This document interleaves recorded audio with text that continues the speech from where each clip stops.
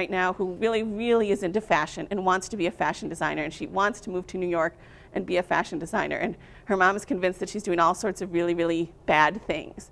And, you know, working with mom to say, could some of these things around fashion be an opportunity to kind of reward her for right behavior so you're reinforcing what you want her to do? And could some of that be, could you go to a store and pick up fabric so she could play around with it? Could we, you know, get her hooked up with somebody who's a fashion designer in the Twin Cities who maybe understands that market and could kind of talk about what are the steps in between? It doesn't have to be, today I'm living in Minneapolis and tomorrow, you know, the moment I turn 18, I'm moving to New York. How do we help kids prepare? How do we help them break things down into steps?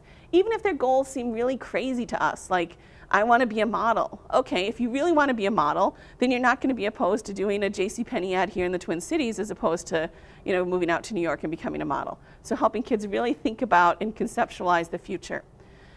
And because they don't often have those goals, then a lot of times then they really do look to relationships to kind of fill those needs.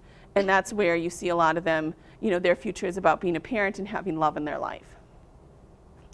I talked about low self-esteem. I mean, I think that's typical of all teens, but I think it's particularly true of our teen parents.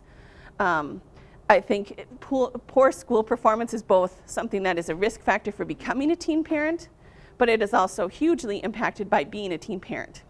So we need to really think about how do we help kids, you know, if you're seeing kids that are struggling in school, maybe they aren't parents yet, how do we give them opportunities to feel a sense of mastery and competence that don't necessarily rely on relationships or peers?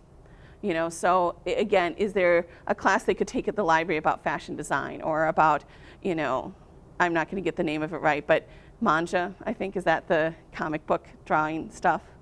And see, I myself will use, you can hear me, I don't sound like, I'm not cool, I am not hip, and I put that right out there.